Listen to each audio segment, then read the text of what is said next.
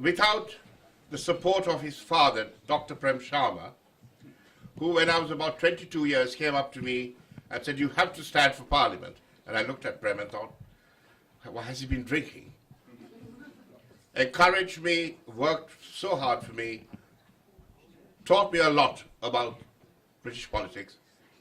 And so it was a great pleasure for me to see Dr. Prem Sharma's son elected for Reading West, and now being the chairman, vice chairman of the party for community development.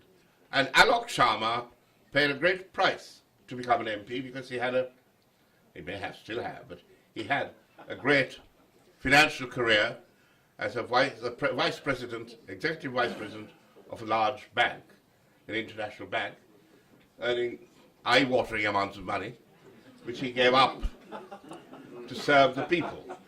So will you please, Alok, come and tell us how you're enjoying serving the people?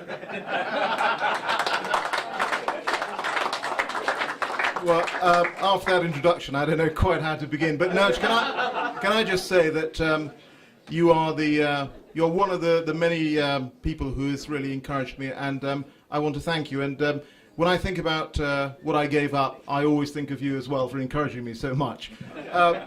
But, ladies and gentlemen, all our guests today and speakers have talked very eloquently about the relationship between Sri Lanka and the UK and the shared values, and actually that's incredibly important. And to see so many members of Parliament and so many of you here reflects the strength of that relationship. But that's not what I want to talk about.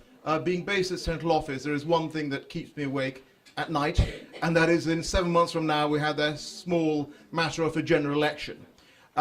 Concerted Friends of Sri Lanka is a wonderful organisation doing a lot of work in terms of promoting Britain's relationship with Sri Lanka, but it is also a campaigning organisation. Yeah. And I know what they have taken on to do is to help in some of our key target seats. And of course there's no such thing as a free dinner or a free drink. So before you go this evening, I hope you will share your contact details with these wonderful people, because they're going out there week after week knocking on doors in our target seats. And if we want to come back next year to a party conference and still be in government, they need your support. They absolutely need your support. I'm entirely confident that we can win the next general election. Not just be the biggest party, but actually to be in majority government. There is no reason.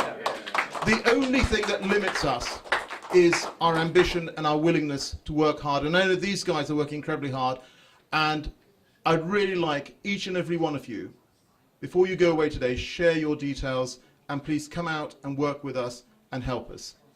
And the final point I want to make is, if you look at all that the government has achieved, and Governor, you talked about the fact that you've paid off half your loans from the IMF. This government has cut the deficit in half, and of course the leader of the opposition doesn't probably know the meaning of the word deficit, or indeed debt, as we saw from the emissions in his speech. There is only one party that is going to continue delivering for this country and taking us forward and achieving the sort of growth rates that you are achieving. And I don't know whether we'll ever get to 7-8%, but certainly we are pushing ahead. And that party is a Conservative Party.